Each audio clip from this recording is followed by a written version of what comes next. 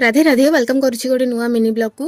तो आज थी रिपब्लिक डे तो से आम स्कूल जाऊँ जो थे कि मो भाणजी आज भारत माता लुक ने तो फर्स्ट आम रेडी करूँ तो रेडी हो सारापर आम स्कूल को बाहरी जाइलु।